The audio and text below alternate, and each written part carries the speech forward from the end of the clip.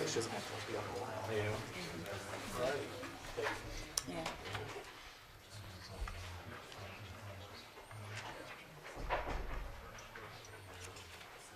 Whenever you're ready. I have 529. This is nice to see a full Wow.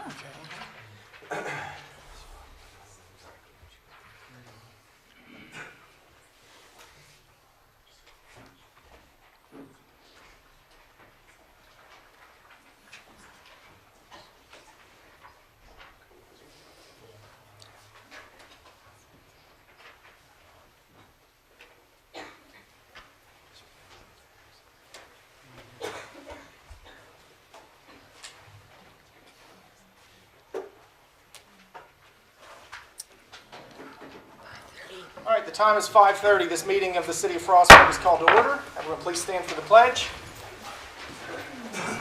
I pledge allegiance to the flag of the United States of America and to the republic for which it stands, one nation, under God, indivisible, with liberty and justice for all. Remain standing just a moment. We are thankful for this special community, for the time we share together, and the bounty of our nation. We are thankful for the commitment of our people who volunteer their time and talents to make our community a better place to live, work, and raise a family. We know that we alone cannot meet the challenges or provide sufficient inspiration without community involvement and the dedication of all concerned to the greater good of the city and all who reside in it. We are thankful for the beauty of the time and the place that is Frostburg. Amen. You may be seated. All right, welcome everyone to our monthly Mayor and City Council meeting. Next month we'll start taking reservations, so you can get a particular seat if you want. Mr. Bryan, if you call the roll, please. Mayor Lush. Present. Commissioner Carter. Here. Commissioner Forsythe. Here. Commissioner Grove. Here. Commissioner Rich. Here. All right, I would entertain a motion to approve tonight's agenda. I move we approve tonight's agenda. Second. Duly moved and seconded to approve tonight's agenda. Any discussion on that from council? Hearing none, all in favor say aye. Aye. Opposed, no. Agenda is approved. Next is item 6, minutes from the February 17th council meeting. I'll make a motion to approve the minutes from the February meeting. Second. Duly moved and seconded to approve the minutes of the council meeting of February 17th. Any further discussion among council on that? Hearing none, all in favor say aye. Aye. Opposed, no. Minutes of February are approved. All right, moving on to item 7 of the agenda. This is the fun part. So the City of Frostburg annually participates in a program through the Maryland Municipal League called the Banner City Program. There are a number of requirements that the city must meet annually to receive this award at the annual MML meeting. One of those is engagement with school students, with elementary students. So this year we decided to take advantage of the If I Were Mayor essay contest. So we put it out there to both the elementary schools in town, and Frost Elementary took us up on our offer. So we solicited essays from the 4th grade students at Frost. They were sent off to Maryland Municipal League, and we had some semifinalists that went off to the state competition. So there are a first and second place for Mr. Davis's class and Mrs. Walbot's class. So the students that are here, thank you for doing that. I'm going to call you up, and I'm actually going to vacate the chair and let you sit here and read your essay. So no pressure, maybe a little bit of pressure. First, I'll call on Crosby Cutter.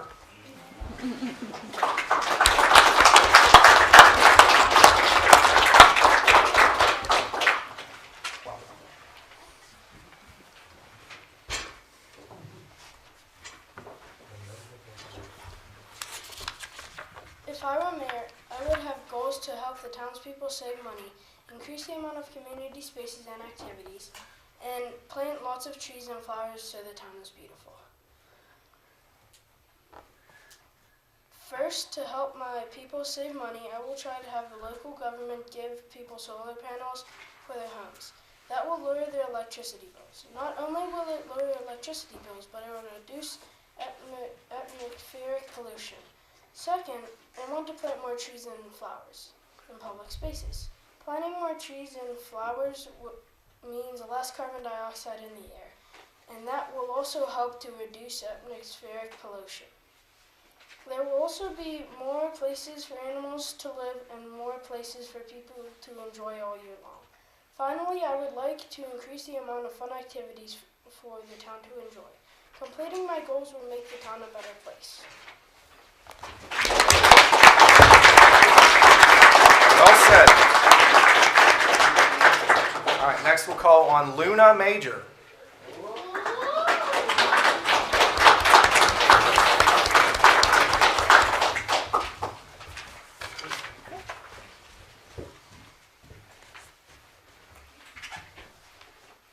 If I were mayor, I would like to make Frostburg a happy place every day in some way. Something I would like to ask if we can add more restaurants. We have a couple of places to eat, but there's not that many options to choose from. Something I love about Frostburg is cruising Main Street. I think we should keep the cruising. I was even in it last summer. I love seeing all the old cars go by. I also love Derby Day because of all the different cars. I like that kids get to be included. When you are a mayor, you can call out all the different cars and names. Another thing I would add is maybe 2 more playgrounds so that the people outside of Frostburg can also play at the park. The thing that I want to do the most is meet the governor. I could ask a lot of questions. I would ask what I should do to help Frostburg more. I will ask more questions than that, but that would be the most important one. I hope my ideas make Frostburg a better place, especially for kids.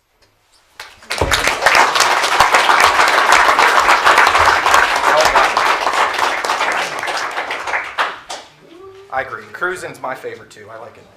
Next is, I'm going to mess your name up, kid. I'm so sorry. Jathniel Limpin.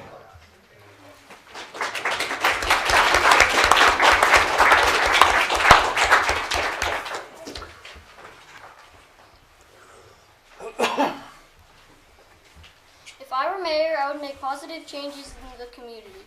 To make sure the majority of people agree with my decisions, I will gather ideas from community members so I can take everyone's interests into consideration.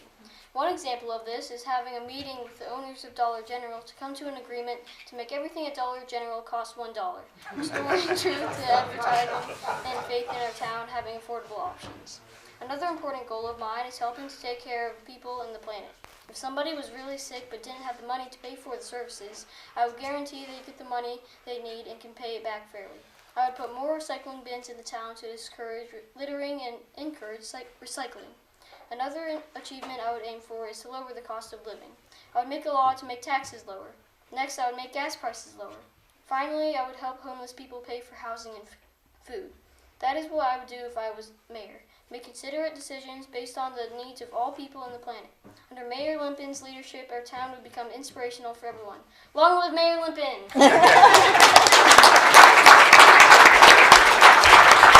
All right, good job. All right, and one more. We're going to hear from Leah Snyder.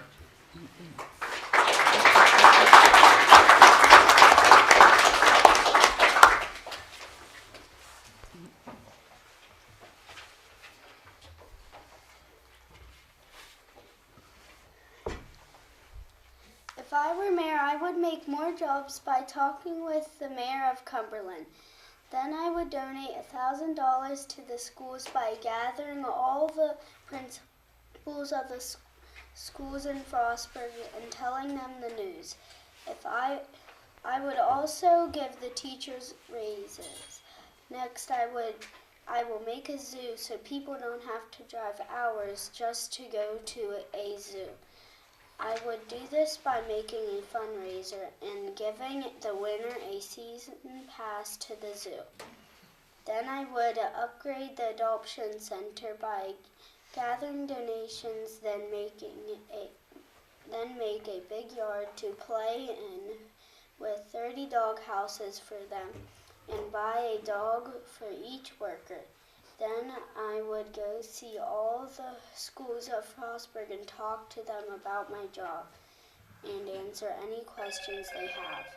Next, I will fix the bridge down at Mr. Toad's Pottery, even though that is in fail. Then I will plant native plants everywhere in the forest by teaming up with the Frostburg Green Team that visited my school. Next, I will find any veteran that is out of the Army and then call Tunnel to Towers Foundation and pay their bills for them. And I also want to help the people that can't afford medical treatment and find a way to pay for it.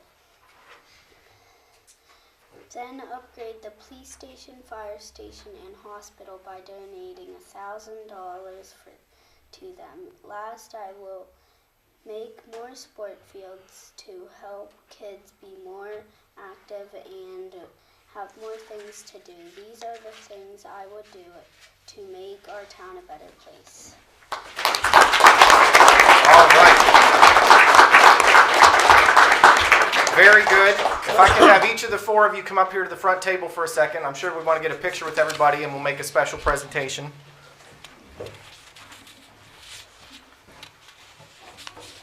So we have two things for each of you. One you'll care a little bit about and one you're going to care a lot about. Okay? All right, so I'm going to read the certificate. They're the same for each of you. So this City of Frostburg Certificate of Achievement is given to each of you. Be it hereby known that the Mayor and City Council of the City of Frostburg, Maryland, hereby extend our sincere congratulations to each of you for being selected as a winner of the If I Were Mayor essay contest at Frost Elementary School. And be it further known that through creativity, thoughtfulness, and a strong sense of civic responsibility, your essay demonstrated imagination, leadership, and a genuine commitment to making our community an even better place to live. Now, therefore, let it be known that the Mayor and Council of the City of Frostburg, Maryland, proudly recognize your accomplishment and commend each of you for your outstanding achievement. I have a certificate for each of you, and the thing they really care about, a complimentary 100% free season pass to the Frostburg Pool for this summer. Leah, good job. There we go, there's that. And there's that. All right, let's see, who's next? Jack Neal, you're next. Good job. Thank you. There you go. There's that. And there's your full pass. Thank you. All right, thank you. Luna, good job. There you go. There's that. There's your full pass. And Crosby, last but not least, there you go. There you go. Thank you. All right, let's get a picture real quick. I'm sure your parents want a picture. I'll stand in the middle right here. There, you want to move over a little bit.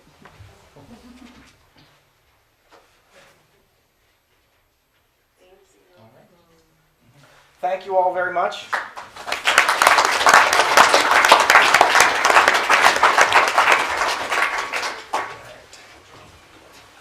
Did anybody take notes so we know what we're going to do now?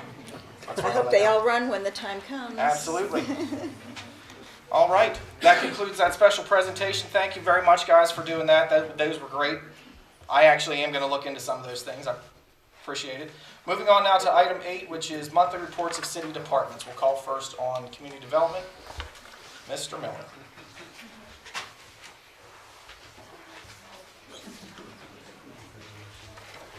Mayor, Commissioners, thank you.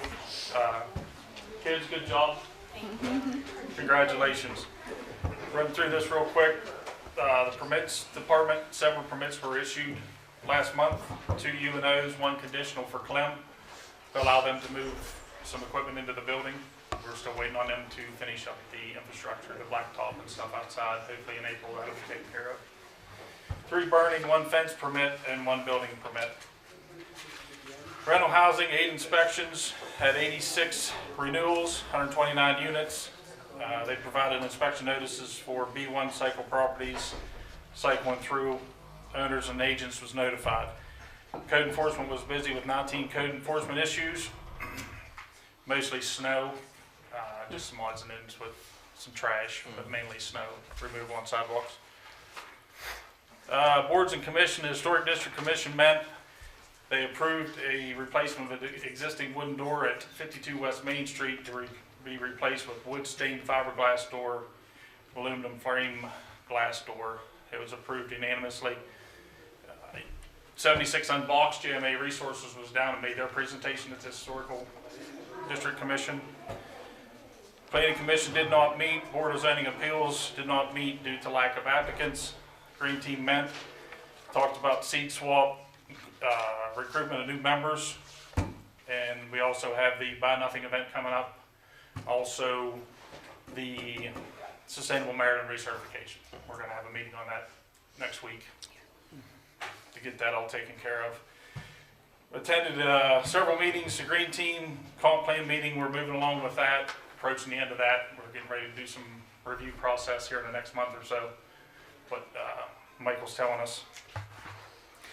Frostburg First meeting, MHT virtual grant training, 76 Unboxed, two meetings with them. They went out around town, took pictures. Anybody's interested, we do have some postcards for 76 Unboxed. They uploaded all the pictures for the historical district in Frostburg there. Project updates, comp plan rewrite. As I said, we're getting to the end of that. We'll have some reviews coming up here in the next month or two. Stabilization grant. The only information we still have on that yet is Hawking House and Lucky Liquors have accepted. We're still waiting on some stuff for Diamond Building. Townhouse project, everything's submitted to the Marion Historical Trust to get approval. We had to submit photos and a reason why the structures was non-repairable. Record retention, we're still reviewing that, and 76 Unboxed. Met with Jamie and myself and Erica to go over the site. And that's all I have. Questions or anything from Mr. Miller? Thank you. Next is Finance Department.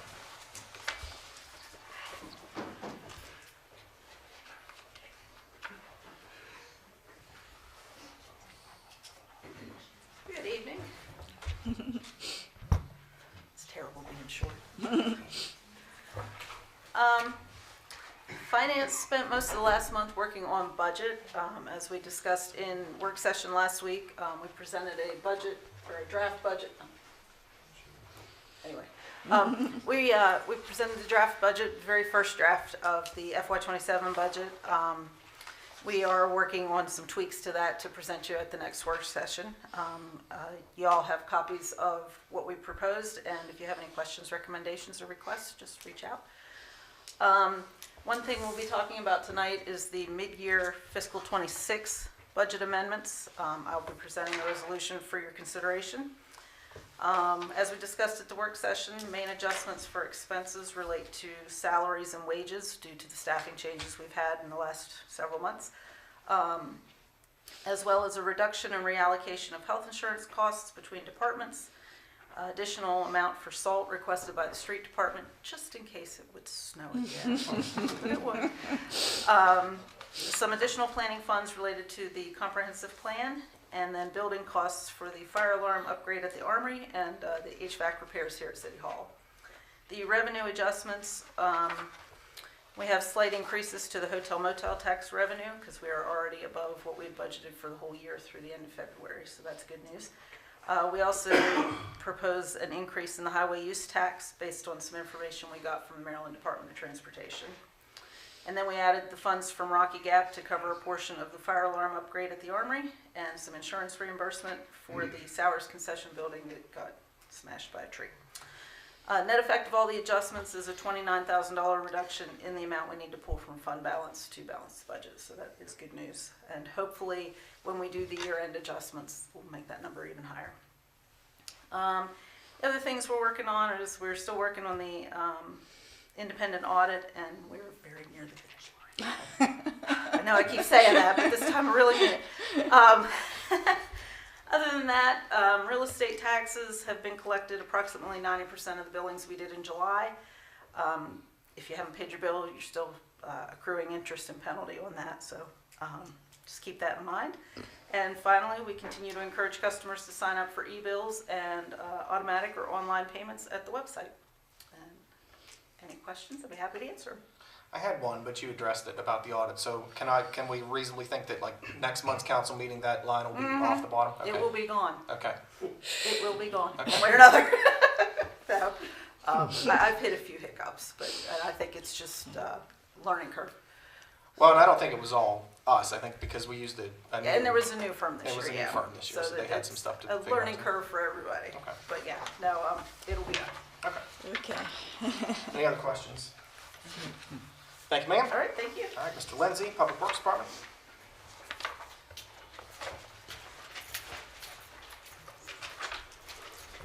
It's been a fairly tame week or month in the Public Works Department, especially for Parks and Recreation. This time of year, it's typically geared towards interior work, and that's always been at the food pantry for this past month. We were waiting on Potomac Edison to set a new power pole for us. That pole went in on Thursday of last week, so we will be doing the conduit for it most likely next week. And then the food pantry should have power and be just about done and ready to do our spring ribbon cutting like we were hopeful for. Is the replacement door in? Yeah, oh yeah, that's Haven't been by recently. yeah, Okay, done, good. That's done good. and good to go.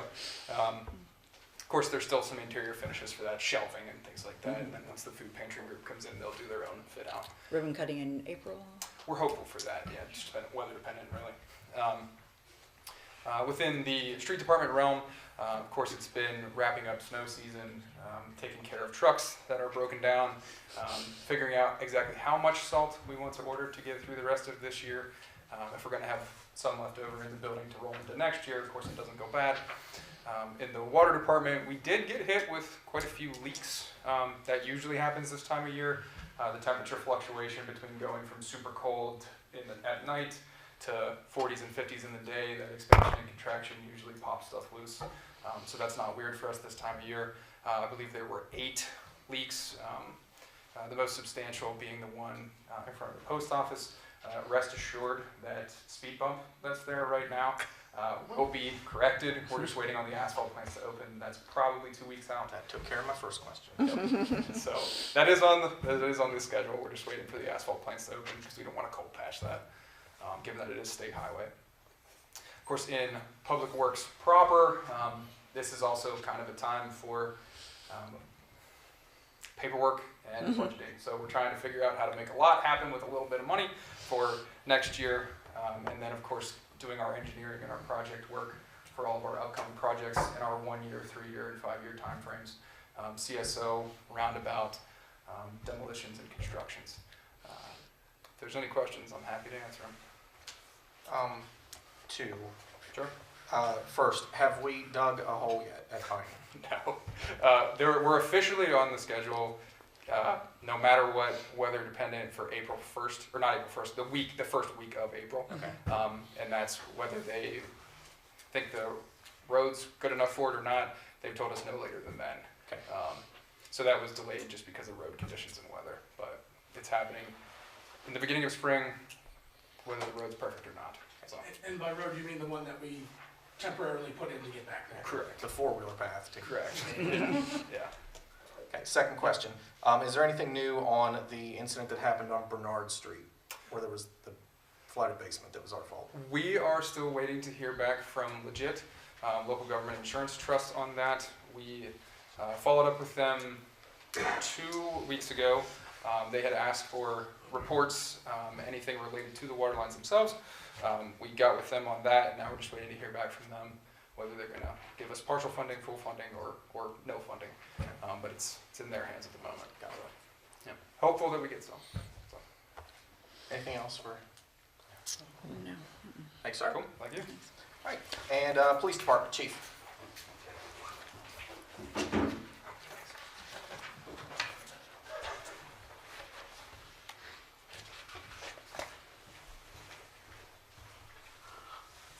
Good evening, Mayor, Commissioners. I have the report for the Police Department for the month of February 2026. We had 600 incidents of various sorts, pretty similar to February of 2025. We had 563 incidents logged, so pretty much on par. It's a little lighter in terms of calls for service and substantive activities. We had 10 arrests, most of which were criminal summonses. We had 9 well-being checks, 17 assist other agencies, 11 requests for a police officer, 8 follow-ups that were documented, and 18 disturbances. I would say that about follow-up. Sometimes officers will open up a specific log and say, I followed up on this incident on this day and time. Other times they'll go back to the original narrative and just write it in there. So again, 18 disturbances of various types, which can be domestic disturbances, assaults, noise disturbances, a pretty wide variety of things there. 8 motor vehicle crashes, 25 traffic assignments, 1 DUI arrest, and 131 traffic stops. Throughout the month of February, or at least in recent times, we've had a couple of good things happening. We've been doing the ride-along program again with students from Allegheny College of Maryland for it used to be their advanced policing class, and I think it's just called policing. We've had a number of students do ride-alongs there, and also from the Center for Career and Technical Education, the Criminal Justice Program. We have 1 student intern assigned to us, as we usually do every spring, from the Criminal Justice Program. So both of them have been good relationships and good programs. We want to thank the mayor for coordinating with us to do the escort for Tess Bond home pretty recently. It was very nice to see her nationally recognized, and it was a privilege to be part of the escort. So thank you, Mayor, for letting us know and having us involved. I don't remember off the cuff if I mentioned at the last meeting, but one of our officers, First Sergeant Nathan Curry, has been certified as a drug recognition expert. He went to some pretty extensive training to do that, and he's able to help our agency and our allied agencies with specific testing for impairment by drugs, which essentially increases detection, the ability to file charges when appropriate, when somebody really is impaired by drugs, and to increase the likelihood of legitimate convictions in court. So it's a very special skill that's available to us to help prevent and reduce impaired driving for the future. We had a few promotions I mentioned at the work session. Jordan Cook was promoted to sergeant, and we had 2 officers promoted to PFC, or Patrol Officer First Class. That's Zach Braithwaite, who actually has returned to us as an experienced officer, and Noah Foofman has hit his 3 years after the academy. In addition, we have been doing some grant work for DUI enforcement specifically, and 2 of our officers recently participated in a county-wide joint drug interdiction program. So that was, I think, last Thursday, relatively recently. I think it was on Thursday they did that. So it's nice to partner with our allied agencies and kind of from time to time do a joint coordinated effort. So those are some of the things we've been doing, and that would conclude my report unless you have any questions or would like me to elaborate. A couple things. I'll start with Yes, just sir. a comment. I noticed, Sure. I have noticed in the last several months a pretty marked increase in the amount of parking fines that are collected. And Yes. I want to thank you and the department for responding to the concerns that council has brought in the last couple months about that. Have you noticed have you noticed any significant change in the since last month when you were here? Yes, sir. In terms of I appreciate compliance? that. Yes. Yep. In extended parking and that. In terms of compliance? Yeah, yes, compliance, yes. I have not heard, well, there's always a little bit of challenge with parking. There are a lot of different opinions, a lot of strong feelings. So I do think we've seen an improvement. We were glad to do it. I instructed all the supervisors to make sure we periodically do enforcement, just as we talked about, and it was good to be able to do it. I think it kind of got things moving a little bit. I haven't heard as frequently about complaints, and I haven't noticed, as sort of, anecdotal, but I haven't really noticed or heard of a lot of parking abuse going on since we started that. The only thing I would say that's been a little bit of a challenge is, if you remember, I talked at work session about we have the 2-hour parking signs that don't designate times, and then the parking meters do designate a 2-hour time for parking. Some of the meters, as we found out, say Monday through Friday, and some say Monday through Saturday. That actually just came up with a business calling us on Saturday. So I talked to Mr. O'Brien about that. I believe he's going to ask you if you'd put that on your work session for next month to talk about some of those times. So we've had a few things like that. I think my ultimate short summary to answer your question is I haven't seen a lot of those problems, but we are seeing where businesses will call Saturday, and it's not totally clear whether it should be enforced Saturday or not. Sometimes businesses see Saturday and think you guys should enforce it.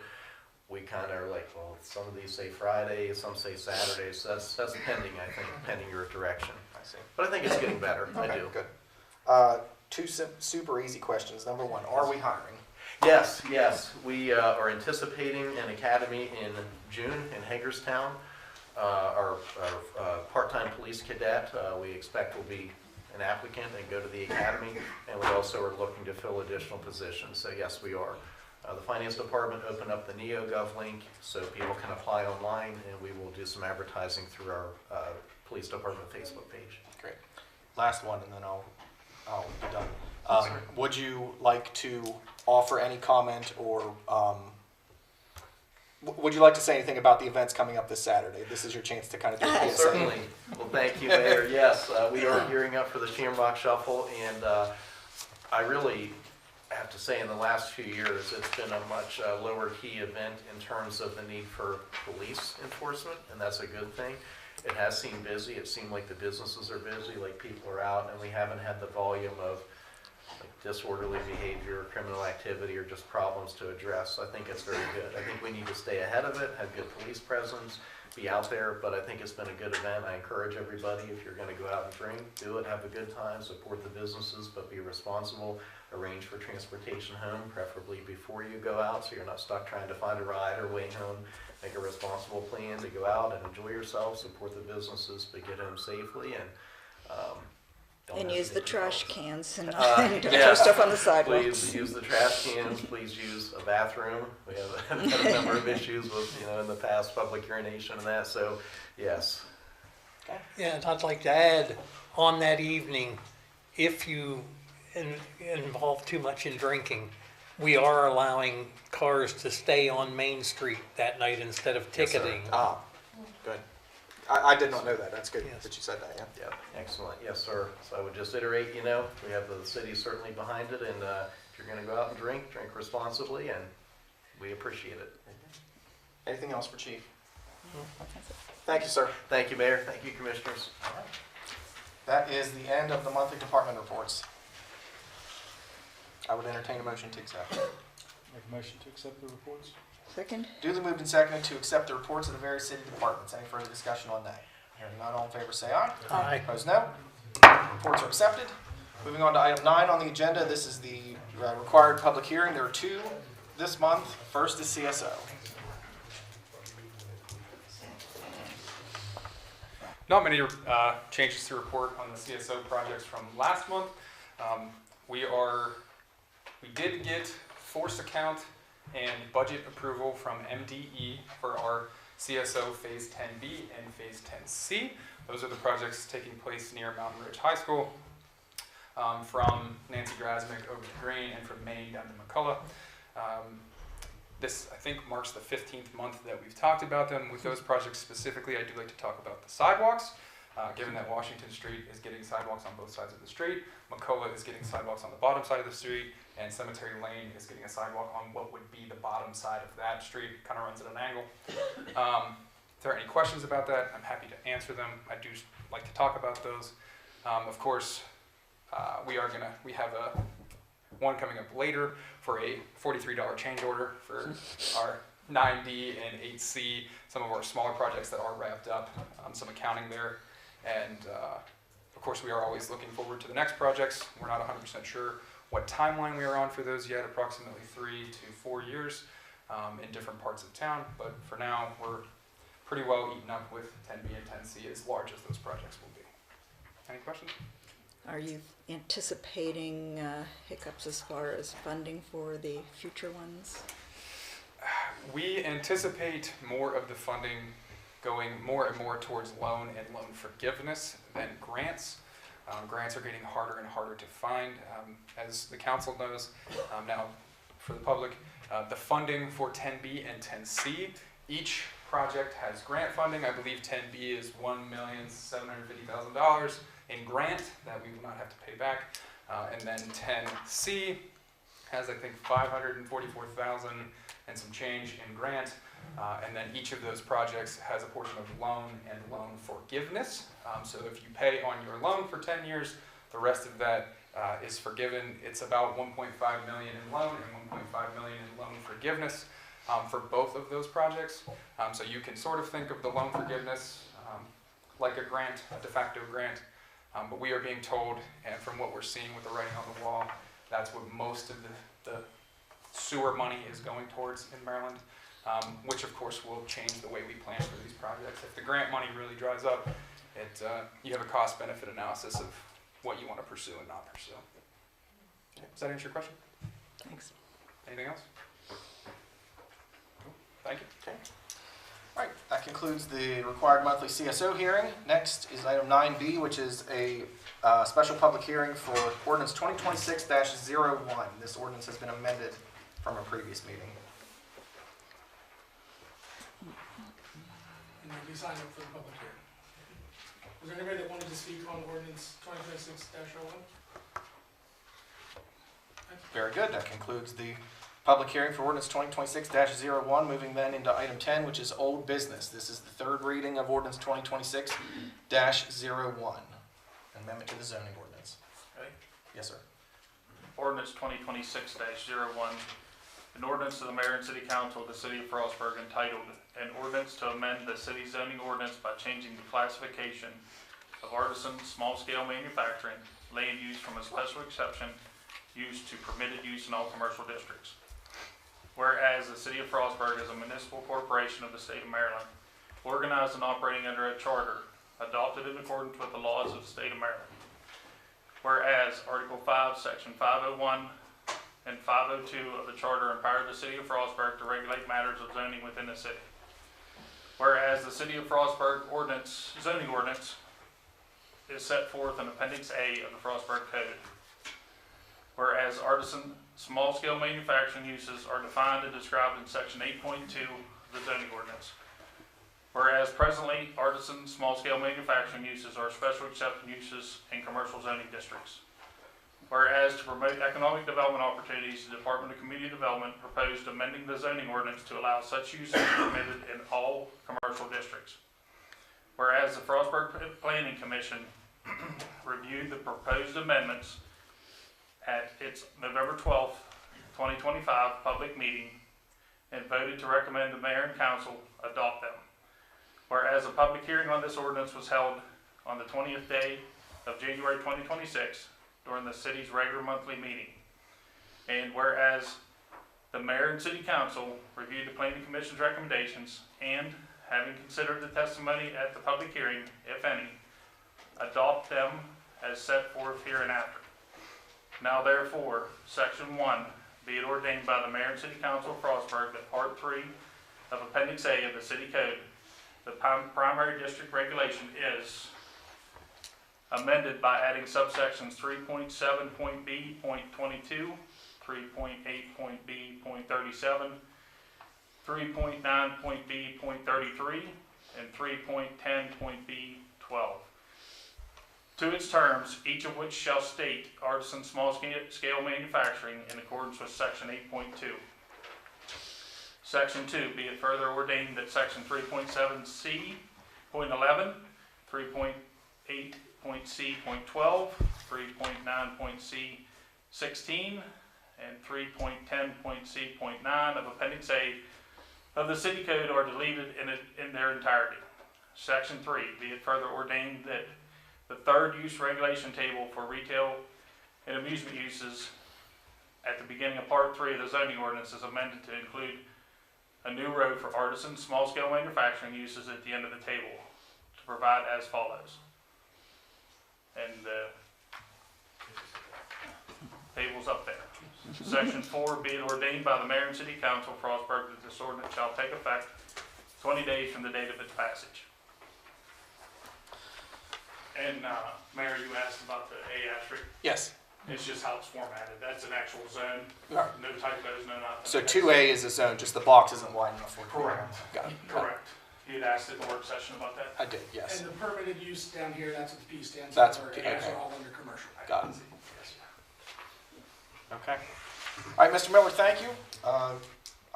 Would entertain a motion, I guess. I'll make a motion to approve ordinance 2026-01 as amended on the third reading. Second. Duly moved and seconded to approve resolution 2026-01 on third reading. Is there any further comment or discussion among council? Just to say thanks for the members of the public that came to the last meeting or 2 months ago, whatever it was, to voice their concerns, and we were able to get something that everybody's able to agree on. Any further comment or discussion among council on this ordinance? Question is on third reading and final passage of the ordinance. All in favor say aye. Aye. Opposed, no. Ordinance 2026-01 is approved. Okay. That concludes old business. Moving then into item 11, new business. This is resolution 2026-03. Resolution 2026-03. A resolution of the City of Frostburg, a municipal corporation of the state of Maryland, approving the reappointment of a member of the Frostburg Board of Zoning Appeals. Whereas the City of Frostburg has a number of boards and commissions established for specific purposes, and whereas certain vacancies and expired terms have been identified on the Frostburg Board of Zoning Appeals, and whereas staff have verified the interest of certain residents or, where appropriate, technical specialists for the appointment of these boards and commissions. Now therefore be it resolved that the mayor and city council of Frostburg, Maryland hereby approve the reappointment of Miss Kitty Davis to the Frostburg Board of Zoning Appeals for a 3-year term beginning March 17, 2026 and expiring March 17, 2029. Adopted this 17th day of March 2026. I'll make a motion motion to approve resolution 2026-03. Duly moved and seconded to approve resolution 2026-03. Any further comment or discussion among council on this? We did confirm with her that she's willing to do this, okay. She's not being voluntary. Any comment or discussion among the public on this? Hearing none, all in favor say aye. Aye. Opposed, no. Resolution 2026-03 is approved. Thank you. Next is resolution 2026-04. So resolution of the City of Frostburg Municipal Corporation of the State of Maryland approving the appointment of a member to the Board of Commissioners for the Housing Authority of the City of Frostburg. So as you'll remember, Mayor and City Council are responsible for appointing and approving all board members for the Housing Authority. They had sent us a letter requesting that Mr. Daniel Crump be placed in an open seat that expires in August of 2029. And with your approval, I'd look for a motion and second to approve the appointment of Mr. Daniel Crump to the Board of Commissioners for the Housing Authority of the City of Frostburg. Make a motion to approve resolution 2026-04. Second. Duly moved and seconded to approve resolution 2026-04 to appoint Daniel Crump to the Frostburg Housing Authority. Any further comment or discussion among council on that? We checked with you too, right? Okay. Any comment or discussion among members of the public on that? Hearing none, all in favor say aye. Aye. Opposed, no. Resolution 26-04 is approved. Congratulations. Yeah. Resolution 2026-05. Yeah. So resolution 2026-05, that is for the contract with Empower Maryland, which is a branch group of First Energy Potomac Edison. That is sort of their incentives and energy efficiency group. What that is our 4-part water resiliency and sustainability project involves a VFD, variable frequency drive upgrade at Piney Reservoir to our pumping systems. And by doing that, by upgrading those, we anticipate that being about $114,000. By doing that, we save electricity, and Potomac Edison First Energy can actually send that energy elsewhere and presumably charge more for it. So by doing that, they incentivize us to do that by giving us money towards the project. So it certainly helps us, it keeps our energy costs down, and it lengthens the life of our pumps, and it helps them. So they're looking at giving us about $26,896 towards that project. The only contingent is that if we don't do the project, we don't get the money. So it's not really there's no downsides to it. We're not handcuffed to them by any means. If there's any questions about it, I'm happy to go into it. I think it's a great idea. All right. Well, with that being said, I'll read it out loud. Resolution 2026-05, a resolution of the City of Frostburg, a municipal corporation of the State of Maryland, approving a contract with Empower Maryland for funding for the VFD project. Whereas the City of Frostburg has developed a water improvement project that includes the installation of variable frequency drives, VFDs, on the pumps at Piney Dam, and whereas the city staff have applied for grants and capital funding to pay for this project, including with Potomac Edison's Empower Maryland program, and whereas the Empower Maryland has offered to provide an energy solutions for business incentive to support the installation of the VFDs with a potential total incentive of $26,896.50. My apologies. That'd be a lot more. Now therefore be it resolved that the Mayor and City of Council of Frostburg, Maryland, hereby approve the contract with Potomac Edison's Empower Maryland program for an energy solutions for business incentive totaling $26,896.50 for the installation of VFDs at Piney Dam. Be it further resolved that the Mayor and City Council of Frostburg hereby authorize the City's Director and Assistant Director of Public Works to enter into this agreement and sign the appropriate contracts and agreements on behalf of the City of Frostburg. Adopted this 17th day of March, 2026. I move we approve resolution 2026-05. Second. Duly moved and seconded to approve resolution 2026-05. Further comment or discussion among council on this? Anything that's going to save us money, I'm down with that. Yeah, and lengthen the life of those pumps. Yeah, for sure. They're not cheap. All right. Anything further among council? Any comment or discussion among members of the public on this? Hearing none, all in favor say aye. Aye. Opposed, no. Resolution 26-05 is approved. Thank you, sir. Resolution 6. Yes. So resolution 2026-06, this is the final last wrap-up for CSO Phase 10A. It is a accounting cleanup. We did have one change order number 3, that ended up costing us an additional $42.75.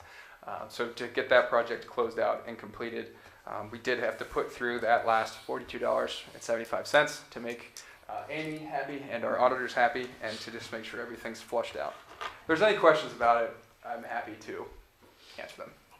If not, I'll just read it out. Cool. So, Resolution 2026-06, a resolution of the City of Frostburg, a municipal corporation of the State of Maryland, approving change order number 3 to the contract with Braddock Construction, LLC, for the construction of the CSO Elimination Phase 10A Georges Creek project. Whereas the City of Frostburg has undertaken a 20-year, over $25 million commitment to eliminate combined sewer overflows, CSOs, and whereas the City has determined the need for adjustments during the end of project closeout process. Now therefore be it resolved that the Mayor and City Council of Frostburg, Maryland do hereby approve change order number 3, the contract with Braddock Construction, LLC, for the CSO Elimination Phase 10A Georges Creek project that results in a project cost increase of $42.75 as provided by Specs, that's the engineering firm for the city, the project engineer, adopted this 17th day of March 2026. Make a motion to approve resolution 2026-06. Duly moved and seconded to approve resolution 2026-06. Any further comment or discussion among council on that? I think an overage of $42.75. If you can always keep it that low, that would be great. That might be a record Yeah. for overages on a $2 million project. So. Commissioner Ritchie, can't you just pay this out of pocket? Yeah. Anything further among council on this? Any comment or discussion among the public on this? Hearing none, all in favor say aye. Aye. Opposed, no. Resolution 2026-06 is approved. Mr. Lindsay, thank you. Resolution 2026-07.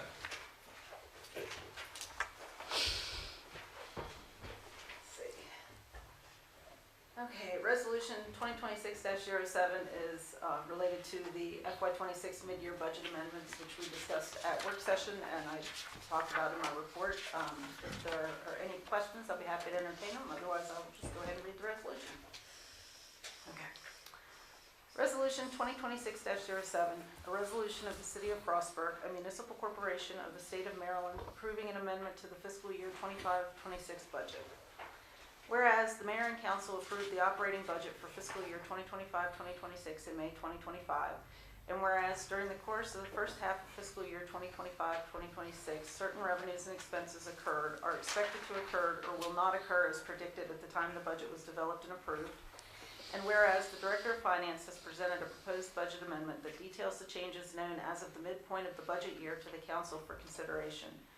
Now therefore be it resolved that the Mayor and City Council of Frostburg, Maryland do hereby approve a budget amendment to the fiscal 2025-2026 operating budget, which amendment is attached hereto and made part hereof this resolution, adopted the 17th day of March 2026.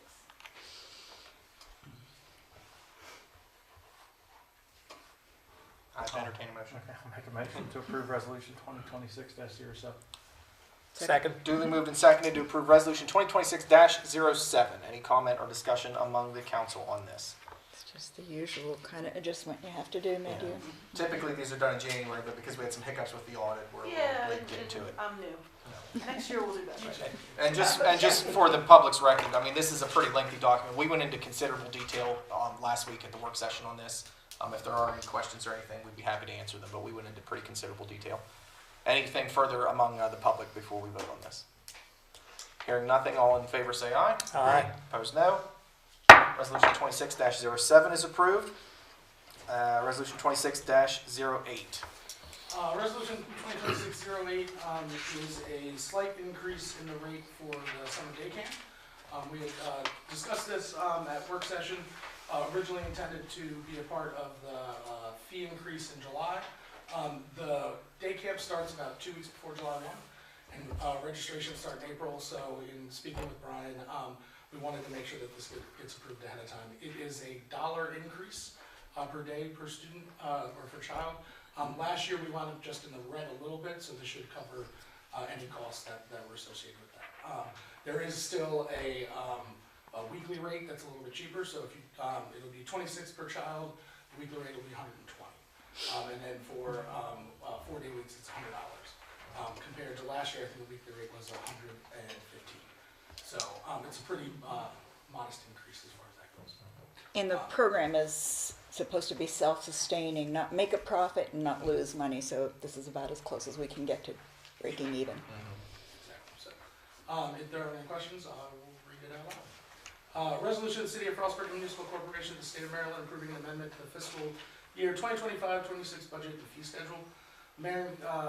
Whereas the mayor and council approved the operating budget and fee schedule for fiscal year 2025-26 in May of 2025, and whereas day camp fees have increased from 2025 and were not included in the original budget, and whereas the Recreation Commissioner and the Director of Parks and Recreation have recommended a day camp rate schedule for the summer of 2026, and therefore be it resolved that the Mayor and City Council of Frostburg, Maryland, do hereby approve the amendment to the fee schedule part of the fiscal 2025-2026 operating budget for day camp fees as follows. So daily rate 26, weekly rate 5-day week 120, and the week of July 4th and the following week after that are 4-day weeks for the camp. For that week would be $100 per child. Adopted the 17th day of March 2026. I move we approve Resolution 2026-08. Second. Duly moved and seconded to approve Resolution 2026-08. Any further comment or discussion among council on this? Okay. Any comment or discussion from the public on this before we vote? Hearing nothing, all in favor say aye. Aye. Opposed, no. Resolution 26-08 is approved. All right, that concludes the new business section, and it clears the desk, so we move on now to item 12, which is the public comment period.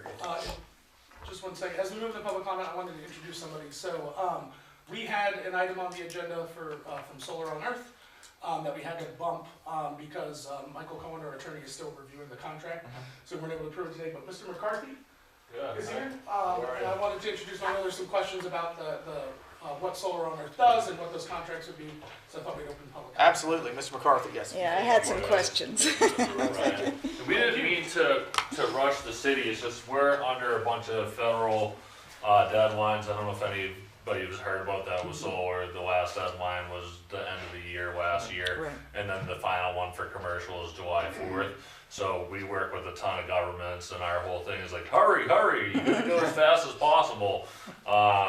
So I know that it sounds like we're gonna have to wait until the next board meeting, but since the new mayor spoke earlier from the elementary school. Right, yeah.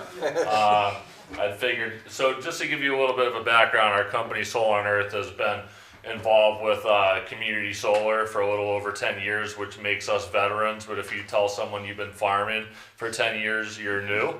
But in community solar, you're a veteran. You know, I work with a lot of farmers, so I have a lot of farm jokes. And a big majority of what we work with is government entities, where we're, so we just got the city of Annapolis on a community solar program. I know Oakland and Columbus have been, Cumberland, I always get that mixed up. Cumberland's been on the same projects that we would be talking to Frostburg about. But one thing that had me kind of thinking is a bunch of these projects that we have are partially getting pretty large grants, I think indirectly from the state, where we're able to offer a 25% discount to the residents of Frostburg. So I don't know if this math is correct, maybe the chief would know a little bit better, but is there about 3,000 houses in Frostburg? Does that sound about right? Approximately. So I kind of figured that each house, and this, rates have gone up a lot since COVID. Each house is spending about $1,300 per year in electricity. So that puts the city of Frostburg homes spending right under $4 million a year for electricity. These new projects that we have coming online are 25% discount for homeowners, what's considered to be low to moderate income specifically. And the state did a census zone on this area, qualifying it as considered to be lower to moderate income, where I could pretty much qualify the entire city as that. And if the city's spending about $4 million, the houses, that would save the residents about a little under $1 million a year off of their electric bill, so about $325 per resident. The program's a lot easier now. Before, the program would work where we're putting money on their electric bill that credit is getting deducted off their total due, and then they're getting a bill 90 days later for 10-15% less the credit. The state said that that's too hard to understand, so now we got it approved in Potomac Edison where it's just a credit on everyone's bill. So it's more or less like a sign and save program. There's no credit requirements either, so no one has to do a credit check in order to get on the program, and they would just get credits from our farms. I'm pretty sure a majority of the projects, we just filled the Grantsville project. I actually gave a part of that to the Housing Authority here in Frostburg. We had a huge grant for that one. They got a 75% discount. So Ashley was pretty excited about it. It sounded a little bit fake, and I said, I agree, it does, but we got this huge grant and they got a 75% discount. So anyways, I thought I would bring that up. What we're proposing to the city is a pretty open-ended agreement. It's I get everyone has to look at the agreements as far as the attorneys go. It's a 10-year agreement with 2 5-year extensions. At any time Frostburg doesn't want the credits on their bill, you could exercise a 180-day notice. We would take the credits off the bill. There's no termination fee. So it's a pretty open-ended agreement. So this isn't a subscription thing for the city. This is something that it's available to residents of the city. How I'm not quite sure how. Oh, those are good the questions. Moving parts so, are. My main thing when I talked to Amy and Mr. O'Brien was offering, these credits to the city itself, which for commercial it's limited at a 10% discount. So the program itself for the city would save the city just under $20,000 a year off of the electric bill. But as I was thinking, because we have these projects that are separated technically for what they consider to be low to moderate income, on a side note, I'm saying, hey, we could also offer this to the residents of the city at a 25% discount, and just some basic math. I mean, I bet the residents on average pay more than $1,300 per household for their electric bill, but that's a conservative number. And to be honest, I just did some math. I think the city itself, if everyone signed on in the city, that would pretty much take all the capacity that we have. And then I know the next kind of set of projects after that is at a 15 and a 10% discount. The city of Annapolis is making a landing page for their website with us, offering the program to the residents that they signed on. But I think Frostburg, because the discount's so high, it's a 25%, you guys might want to be a little bit more aggressive with trying to get the residents to get these credits before they're kind of all gobbled up. No one has to put solar on their roof. If they want to, that's fine.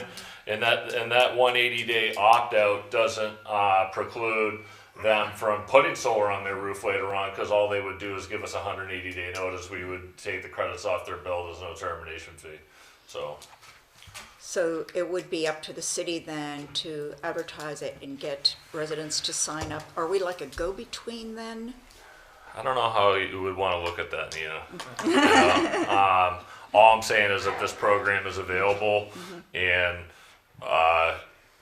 it's a great program. And then I noticed that in the contracts, there are lists of the municipalities own, like the various buildings and streetlights and stuff that we have. So then we would also be signing up as subscribers. Yeah, the city would. Yes. But just to be clear, like we're technically coming here tonight to talk about the city getting credits on the city's bill.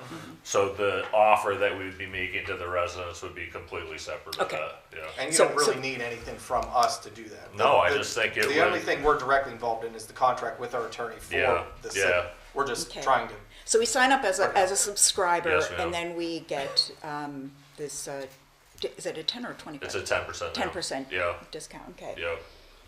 And believe it or not, sorry, did someone say something? Yes, sir. Just so the public would know, do you have like an average cost of what it costs to get solar panels put on a house? It depends, if you do, that's what I used to do originally. I got into solar about 13 years ago, and then I heard about the solar farm stuff 10 years ago. I said, this is really cool. But I don't know, $15,000 to $20,000. It's just a little bit tougher now for residents to get solar, especially getting rid of the tax credit. Now they can't utilize the 30% ITC. So if you had like a $20,000 system, you have to pay taxes though, obviously. That's like another caveat. So if someone doesn't have a tax liability, even before when they could have got the 30% investment tax credit and they're retired and they might not pay, they still couldn't use the 30% either. That's why community solar is great, and it doesn't, and you also don't have to own your house with the community solar either. Right. So you could be in an apartment, you could be in a house, you could be on a farm, you could, you know, we're not making any infrastructure changes or anything.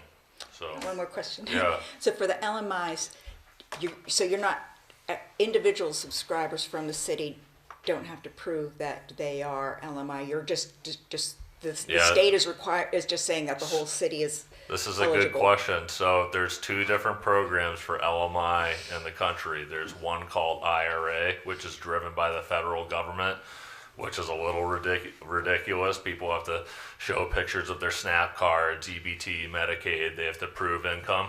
The state program is self-attestation, so they're signing a document that they're pretty much saying that I'm in part of a low census zone. They qualify for the 25%. So if you're in the zone. Yeah, so which Frostburg is. Okay. Believe it or not, most of we had no restrictions when we were doing the other LMI projects. Is anywhere in Potomac Edison, so it's not as So this crazy. is really great for residents. Oh, it is. Yeah, I mean 25% for there's probably some people their bills are 2, 3, 4. You'd be surprised what some people are spending on electric at their house. Yeah, I mean if I they're think it would not shock well you. insulated or whatever, which I mean. We looked at the city's electric bills, obviously, and the rates are high. You know, the rates are like what they are in Massachusetts. You know, Maryland had cheap electric for a while. Delaware had cheap electric before, and COVID really changed that. I mean, I'm taking a stab, but I'm thinking that most residents, their electric bill has gone up about 30% since 2020. That's a lot, you know. So if your bill was $100 before COVID, it's probably closer to $150 now. So Are organizations like churches also allowed to subscribe? yeah, we do a lot with houses of worship, and the program, it depends on the type of business, but I'd say 80% of the businesses in Frostburg would probably qualify for the 25% LMI too. Okay, So- businesses are different. They actually, it's not that they're part of an LMI census tract. They have to actually prove that. No, they don't. They don't. No, they don't have to prove anything. So what qualify in what way then? I swear to God, I'm a good person. Kind of in a way. I mean, you know, I also have a lot of control over our projects, and we can kind of tell an area that could use it or not. You know, you don't have to be blind, you know. So, and then a lot of the LMI that we've done, I've given a lot of the credits out to the farmers. They're the ones who want it. They can use it. They're taking a beating. You know, the dairy guys, they're back down to $13 a hundredweight. You know, these guys are like, we don't know what we're gonna do. So There's a question from the back. Ms. there. Jackson, do you have a question? Oh, I have a question. Yeah. Oh, I'm sorry. I didn't see you there. I'm sorry. Is there a place that we can look that you have like a report written or your website? Because this is a lot of information taken all at once. I know the city's already looked over this, but now you're kind of bringing up a new. absolutely. residents. So like, where can we review that? And does it have to go through the city? Is this No, it something that, doesn't. like, No. do the We would residents advertise as a it, whole I have guess. I mean, obviously it's a community solar project, so we all have to agree to it to some extent.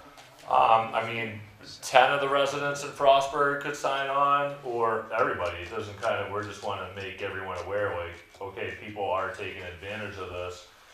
What does the city think about the city as a whole taking advantage of it when the project's gonna get filled no matter what at the end of the day, you know? So do you have a website you could? Yeah, solaronearth.com. Okay. I think we should probably, the programs in Maryland are so different from the Eastern Shore to over here. So for us to kind of put all the crazy different programs on our website might be a little bit difficult. But you could go on the contact form and submit it that, because we're doing a 54% discount on the Eastern Shore. We were doing a 75% discount. That project just got full. Now the rest of them are 25%.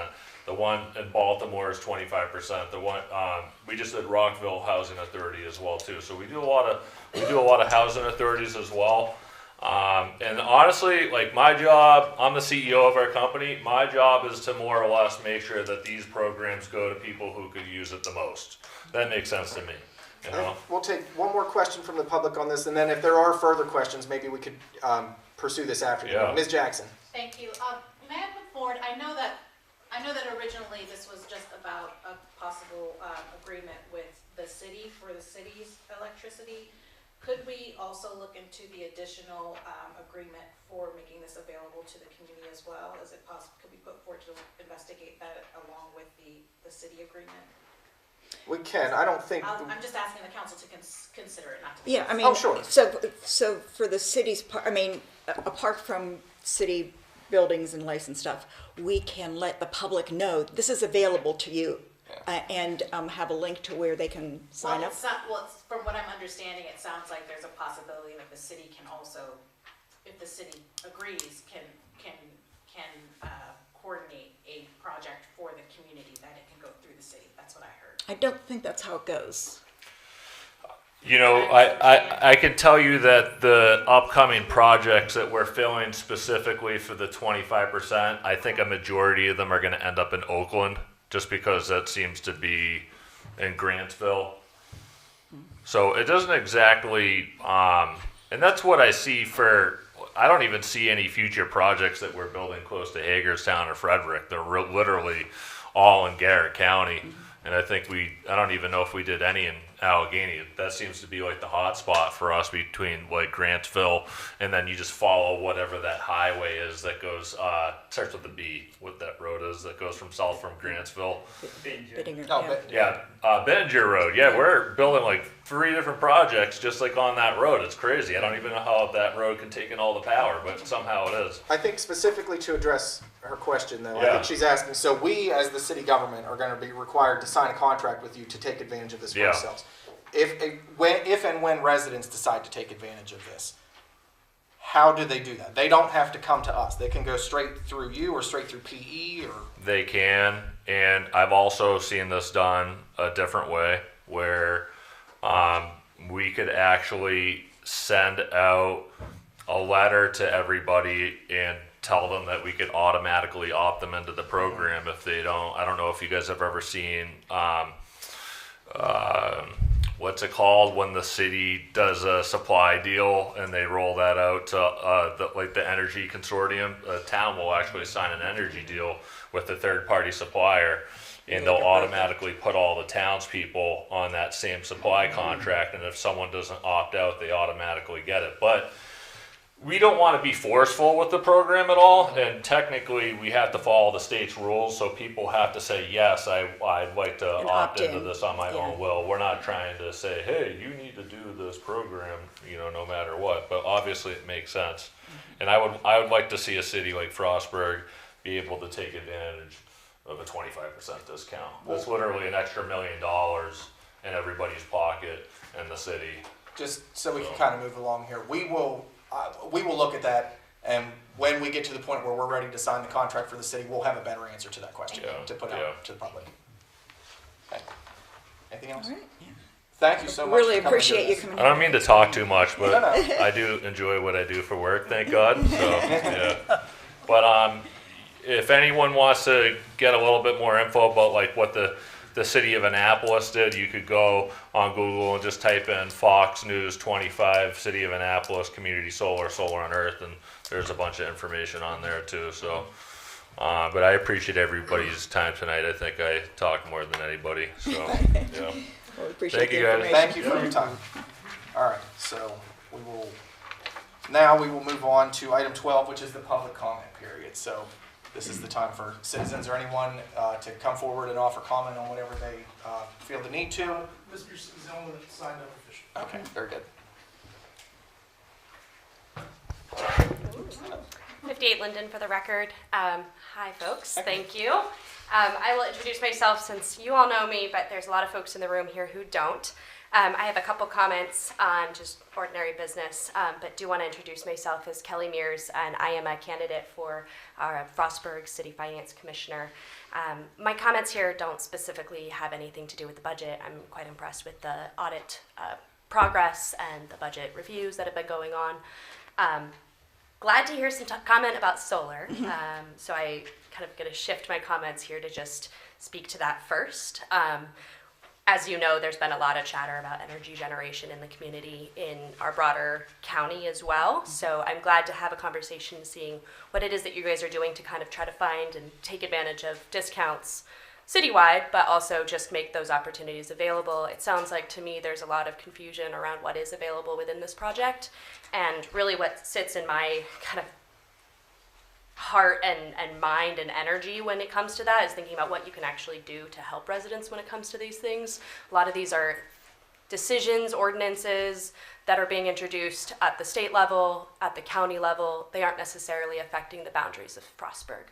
But Frostburg residents are concerned and have lots of questions, whether that energy source is a data center, whether that's AI connected, or if it's solar. And there are downstream implications for our environment on all types of energy generation. So I think about what can we do, and I think that there's a really good opportunity to host a forum. So grateful, Mayor Logsdon, for the opportunity to just commit to we'll get you some better information. I trust you on that, but I do think that there's an opportunity for a conversation, right? Just helping to educate our community members on what these different generation sources really mean, what it means when we say, hey, we're going to bring jobs to this community. What kinds of jobs? How long are they going to be here? Are they going to be here for the residents and graduates of the people who are going to school in our Frostburg colleges, high schools, and kind of coming through our communities here?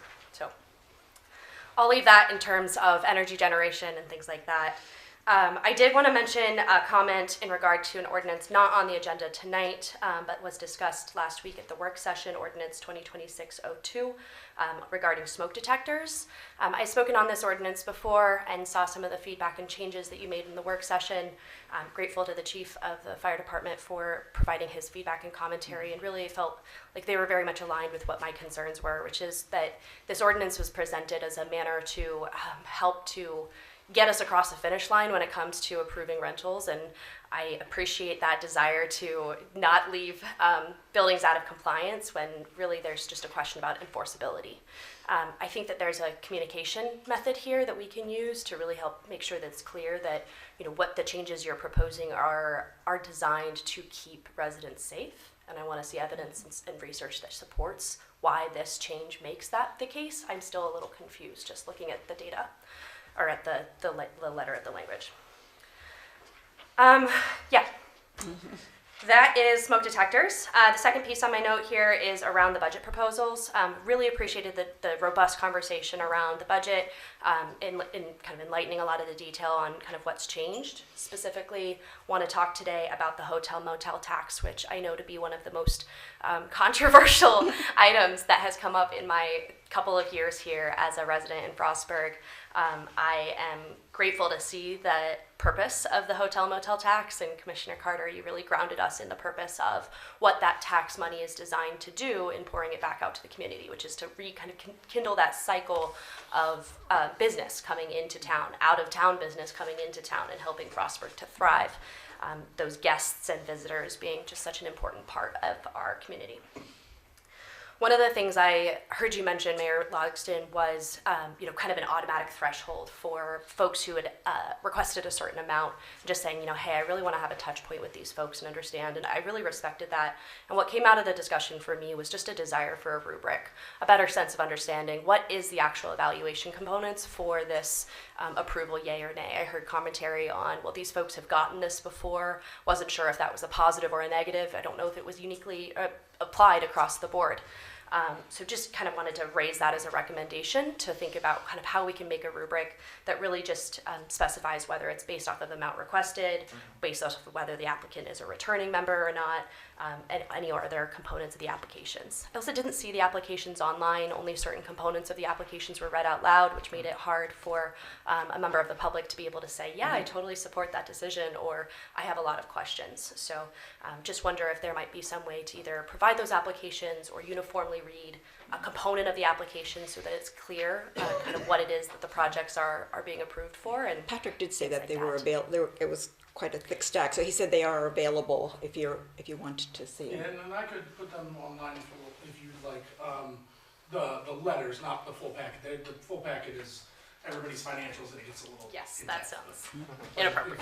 Yeah, I think that's fine. And that's a good point. And maybe going forward when we do this, maybe we need to come up with like a uniform cover sheet that everybody uses this, so we're all, that's a good idea. Yeah. Cool. Well, thank you. Those are just my comments. I appreciate the hard work you do. There were two things I always want to end on a win.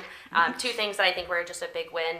Zoning ordinance, I think you did a good job in finding a good middle ground that people were kind of comfortable with. And then another big win, the JMA agreement with the Historic District Commission. I spent some time at the Planning District and Historic Planning Commission meeting and learned a lot more about the program, which I thought was really helpful to experience a little bit more about kind of what was there. I have been doing technology implementations for the last 6 years of my career, and it's not for the weak of mind to develop a brand new software. What I saw was impressive, and it seems like it's going to help our community. I do have concerns about how much lift it's going to be for our staff to maintain in the long run, but I think that with the right set of questions and change management on the front end, you can be really successful in this program. So, thank you. That's all. Thank you. All right. That was all for as far as folks that had signed up. Is there anyone here who has not signed up but who feels a desire to come forward and speak? Okay. Anything from council before we close? Commissioner Grove? No. Commissioner Forsyth? Shamrock Shuffle. Yes. Commissioner Carter? Commissioner Ritchie? Just a couple quick things. Yes, please make sure you shuffle responsibly. Don't do anything dumb, because that's a bad idea. Specifically, I want to thank a couple members of our senior staff, Patrick and Hayden and Emily Weber, who's not here at tonight's meeting, for something that happened last week. We got a phone call last Thursday, late in the day. It was quitting time or near quitting time. Oh, it was okay. So about a sort of time-sensitive issue going on with some funding requests that we had downstate. And the three of them came in after hours and stayed here really late. And it was almost midnight till they got everything finally done and sent in. That we were able to send testimony down to Annapolis. And that's actually where I've been the last 2 days, trying to advocate for our water resiliency project to make sure that it doesn't get cut out of the state budget. So I wanted to thank you three for doing that. And we appreciate your prayers that have Yes. cut it. So there's still, God help us, there's still a month left of the legislative session. So anything could happen. There will be a special work session of Mayor and Council next Tuesday at 4, did we settle on 4 o'clock? At 4 o'clock for us to get an update from our lobbyist in Annapolis on the legislative session. And then the last thing that I just wanted to address, which Council already knows about this, we received an anonymous letter. Each member of Council individually received an anonymous letter last week lodging some kind of vague and nondescript complaints about some stuff that was happening at City Hall. It was not signed by anybody, so there was no name accusing a specific person of anything wrong, and it was not signed by anybody, so we don't even know who it came from. Council is not going to entertain an anonymous complaint against an anonymous individual, so if somebody feels that it's that serious that they need to come forward and talk to us about it, any of the 5 of us at this table would be happy to talk, but barring that, we consider it to be a non-issue and it's dismissed. So is there anything else from council? Time is 6:47, meeting's adjourned.